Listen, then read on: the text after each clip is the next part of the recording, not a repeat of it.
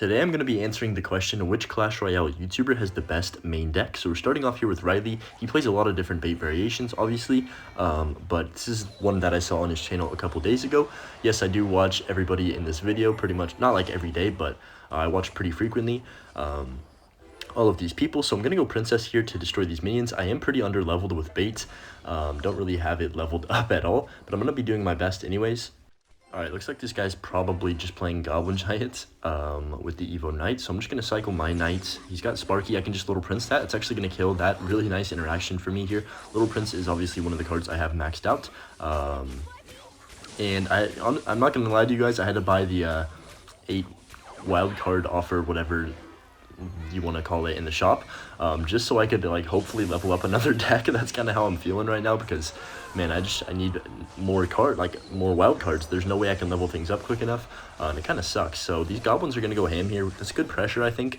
Whenever I watch log bait in general, it's really about like knowing when to pressure and when to just kind of chill, and there's definitely a thin line between being over aggressive and going in at the right time. So I've got to just hopefully not sell the entire game by being too aggressive, but also find that balance to where I am putting on enough pressure to not just sit back and defend the whole game, because that's not how decks work in Clash Royale most of the time. So I'm gonna go okay, that's a very aggressive oh my goodness. All right, if he rages, then this is going to be the most aggressive push I've ever seen in my life.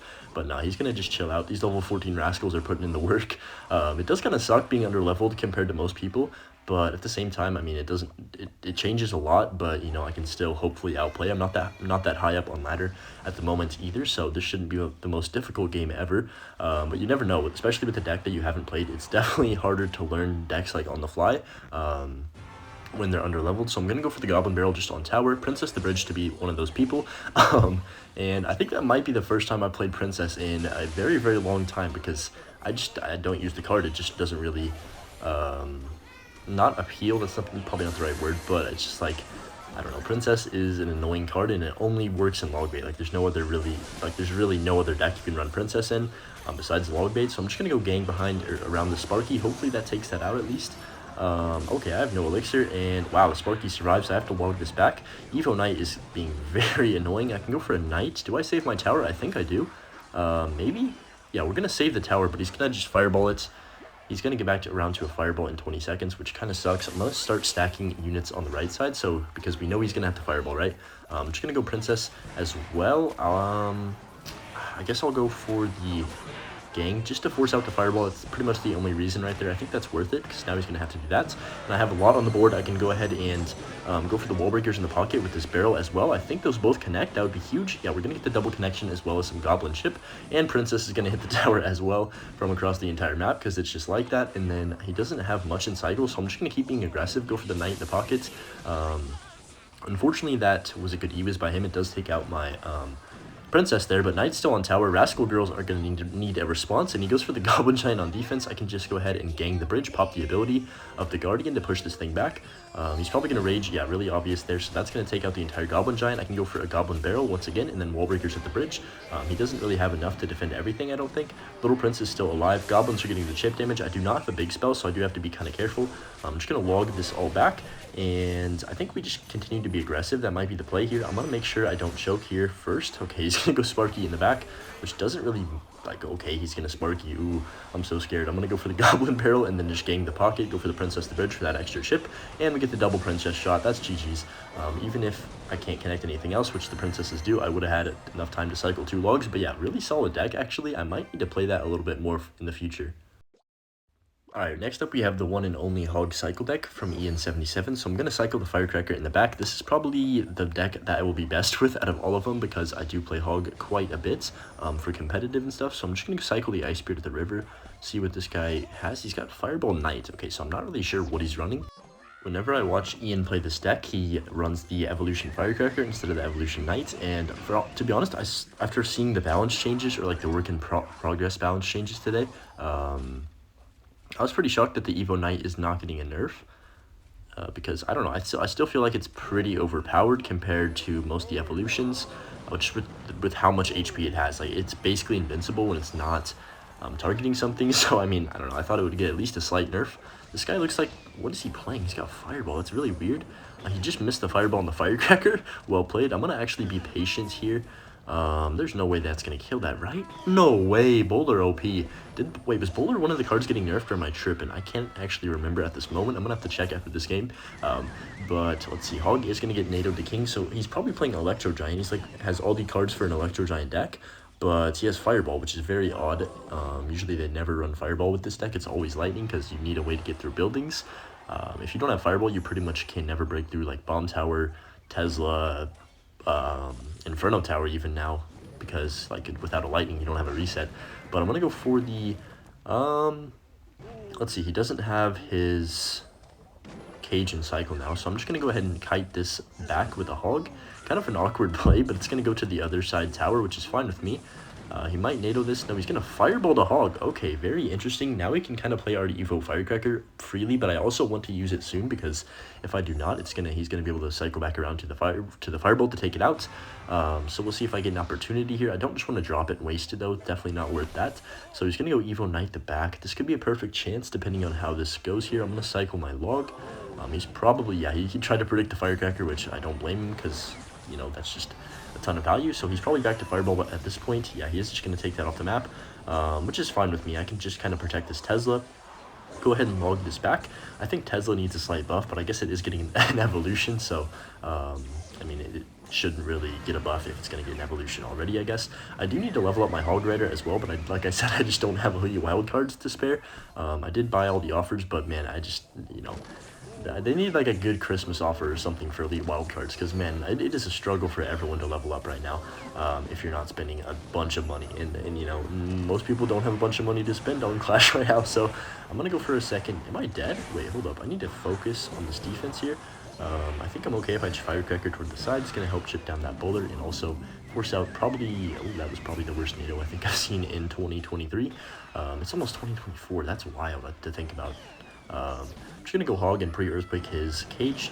We do hit it, which is nice. I'm going to go for the log as well, just to push back everything. And hopefully that Hog gets a level 14. I'm telling you, if that was Ian's Hog Rider, that gets a hit right there.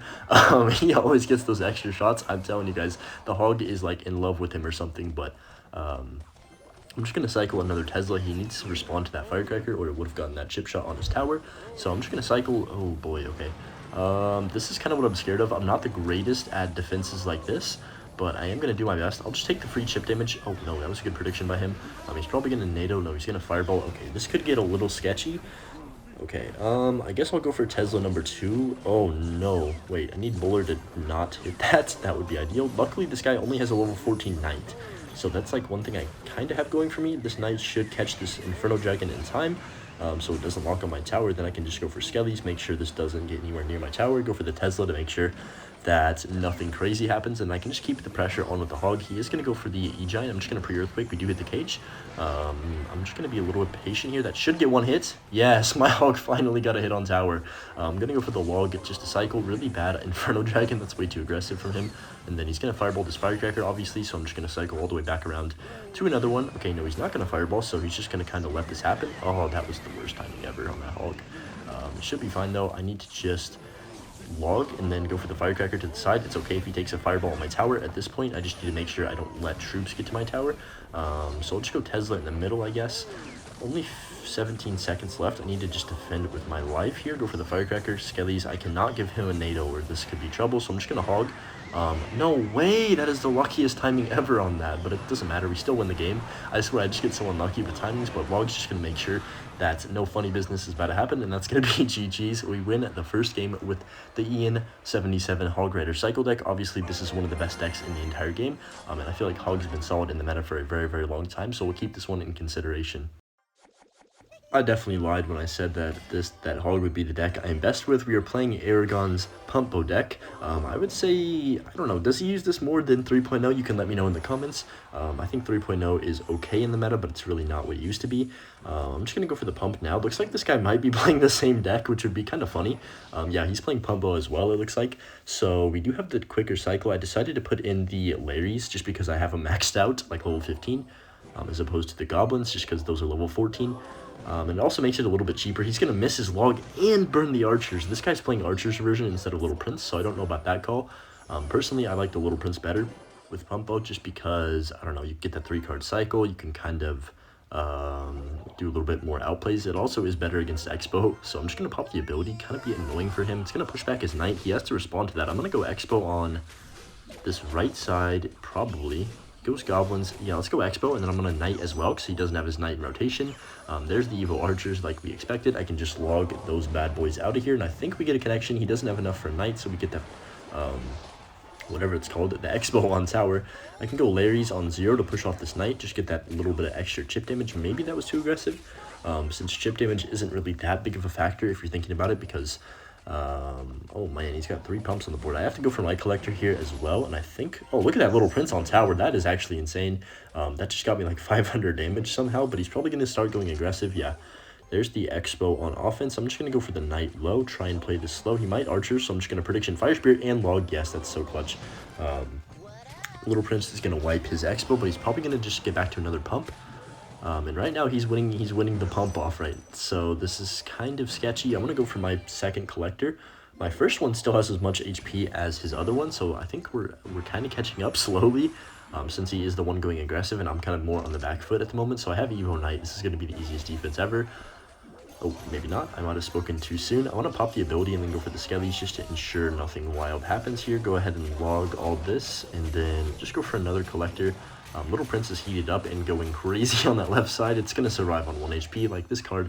Look at the Evo Knight. That actually might get on tower. Oh my goodness, that's broken. Okay, I'm going to go for my Knight on 2. Okay, that's fine. I'm just going to log the archers. I really don't need to do anything except for defend at this point in time. So I'm just going to pop the Guardian ability. I probably should have just cycled back to a Knight, but it doesn't matter that much because I have plenty of elixir. My Expo is going to take his tower as well, and really we just outpumped this guy from the beginning. Pause. That sounds so sus. But yeah, we just had double collectors before he even really could even get back to a second one, and that basically won us the entire game. Also a little bit of, I'm telling you, the 3-card cycle with the Little Prince is what won me this game, just because I could cycle everything a little bit quicker, and Evo Archers really didn't do anything for him. But yeah, Pumpo overall, we will give it a solid rating. We got one more deck to try out though. And last but not least, we have Morton's Minor Wallbreakers deck. He's definitely the best, I think, Minor Wallbreakers player in the entire game. He doesn't really play it that often anymore just because it's not the best in the meta. I think he plays just the Goblin Giant decks and like stuff like that, Giant Graveyard, all the decks that are broken in the game. You can't blame him for that. Okay, my cycle is actually very awkward. We're playing Log Bait here, so it might be a little interesting. I don't really know how to play Minor Wallbreakers, like this specific version, very well. Okay, we have a nice little push on the right side, a couple bats and a miner. You know, that can't hurt. I definitely do not have enough cards to upgrade this deck, so I'm just gonna go Wallbreakers to put some pressure on him. I don't know why not. I don't see why not. We're gonna force out the log. Okay, what do I do here? How do I get damage is the question. I've never been good with decks that don't really have like a big damage dealer in the deck.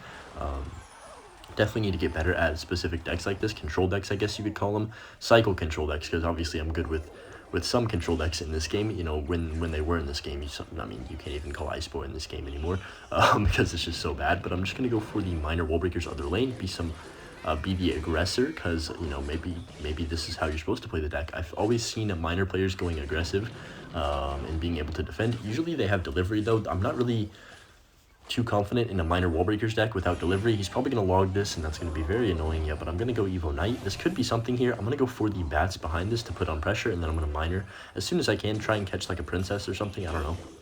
But he just played the princess, so that wouldn't even make sense. Let's see. Evo Knight is tanking for these bats and the Minor. That actually could be pretty good. I'm going to go... Wait, it's still tanking? Wait. It's still tanking. I think that's going to survive. The bats are going to get on tap. This is actually so stupid. That is exactly why right there. I think Evo Knight needs a nerf. Like, did you guys just witness what I witnessed? That literally tanked for about 10 years. With a tower and troops, like, it doesn't matter. Like, everything was shooting it, it just didn't die. But I'm just going to cycle my Knight here, go ahead and go for the bats. And then go for some split lane pressure, little Minor Wallbreaker split, poison this Goblin Gang off that map immediately. He does go for the Tesla in the middle to take out the Wallbreakers, that's fine. I think I might... No, I think I'm going to stay same lane. I don't really know, just to get the poisons on tower. I'm going to go for the log on top of his Goblin Barrel and then just spam a little bit since he just used his log. I'll go for my Goblins behind. He's going to go with the gang, which is okay. He does go Evo Knight behind as well. I feel like Bomb Tower is a little bit useless so far in this matchup, but maybe I can actually put it to some decent use. Maybe predict a bridge. I don't know. I just need to make sure he doesn't princess, so I'm going to go Knight and then poison this off the map. He should have put that other lane for sure. Little bit of a mistake by my opponent there. I'm just gonna go for the log, and I guess bomb tower can be sort of useful here. Just take out these knights because they're just kind of starting to stack. Nothing more threatening than a horde of knights coming at you, but I'm gonna go for my knight and then go for the goblins on top of this barrel. I can't get back. That's awkward, but we do hit the princess with that, I think.